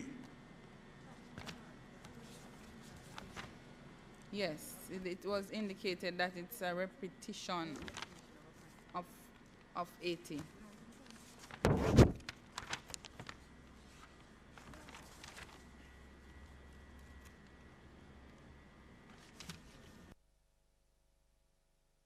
And we agree on that.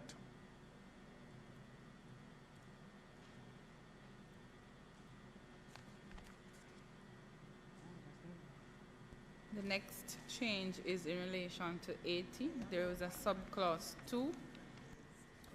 Do you want me to read 81 as well, Chair? Go ahead.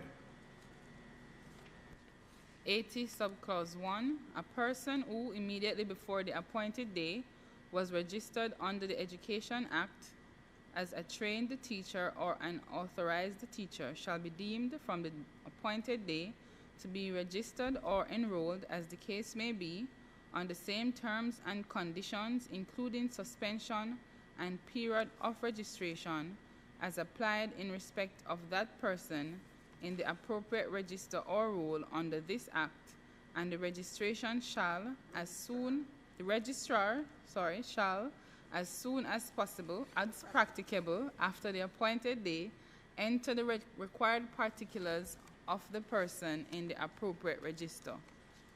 2, a person... Before you go on to 2, you would have made some amendments in the margin. If I made amendments to the marginal notes. Yes. So the marginal note should read, continuation of registration and requirement for licensing and authorization to teach. Thank you, Chair. Subclause 2, a person who is deemed to be registered or enrolled pursuant to subsection 1 shall, within 24 months from the appointed day, apply to the council to be licensed or authorized to teach, as the case may be. So, this is a new insert? Yes, Chair, because there was not a provision to allow for those teachers who would have deemed registered to get their license or authorization to teach.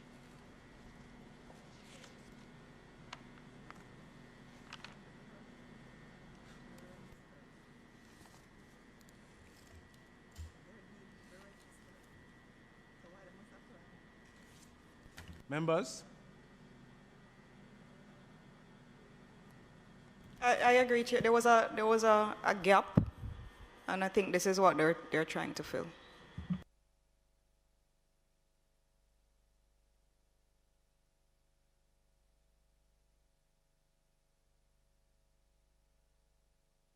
The next one would be 81.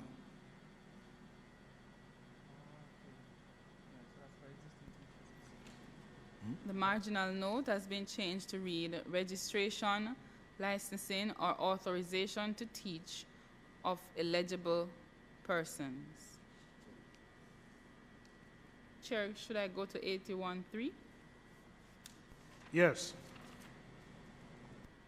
81.3, this act does not apply to or in respect of a person to whom this section applies until whichever is the earlier of the following. A, the expiration of a period of 24 months or such longer period as may be prescribed, during which the person may apply for licensing as a teacher or the authorization to teach under this section.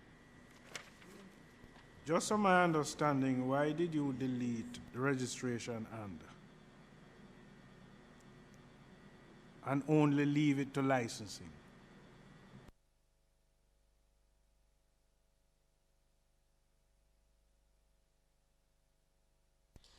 At the time of setting up council chair, it was a negotiated position with the Jamaica Teachers Association, because teachers are now being registered under the old act. There's registration, there's no fee.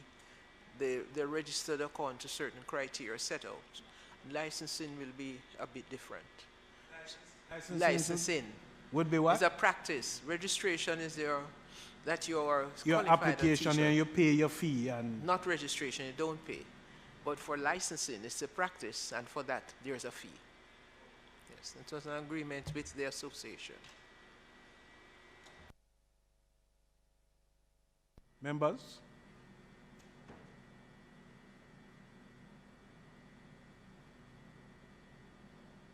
I appreciate the distinction.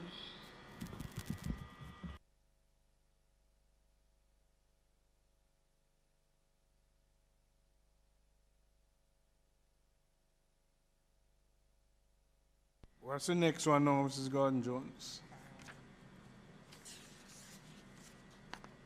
Chair, 82 was deleted because of the repetition of 80. Now subclause 1, 80 subclause 1. And the clauses were renumbered accordingly.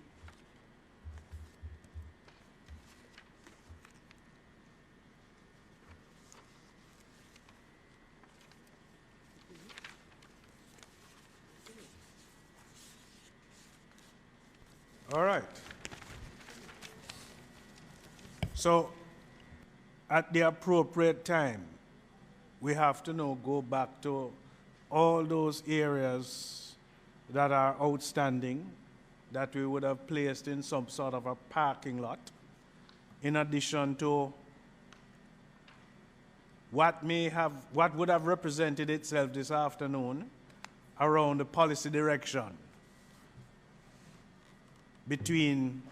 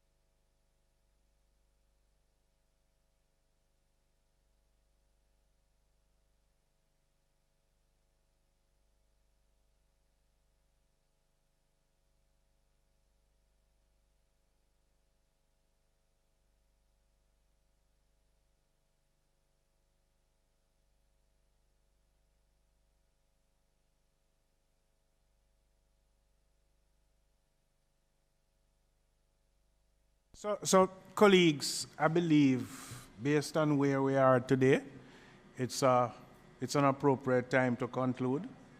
There are still some matters to be addressed that were outstanding, but then there has to be a discussion with the minister around this policy, this direction that we'd want to take to align itself with law. So that being said, What's the next date? For the final meeting, Chair? No, for the next meeting. June the 5th. June the 5th? Oh. I think July member 5th. suggesting the next meeting is the final meeting, Chair. Hey, Member Green, there has To the best been. of my knowledge as well. Welcome, Member Miller. I've always been here, just so you just realized from when Madam Chair was here and passed the chairmanship to you, I've always been around. Oh. And listening attentively to the discussion. But to my best of my knowledge, I'm sure that the final meeting will be the next one. And I'm trying to open my camera, but it's not allowing me to.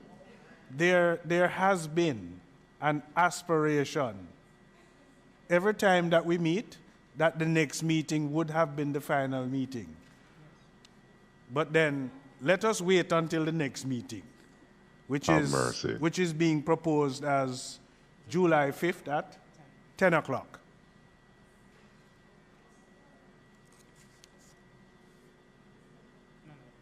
Okay. So on that note, we can have an adjournment. Thank you very much, colleagues, for putting up with me. Can I tell us, our Chair? Until the next meeting.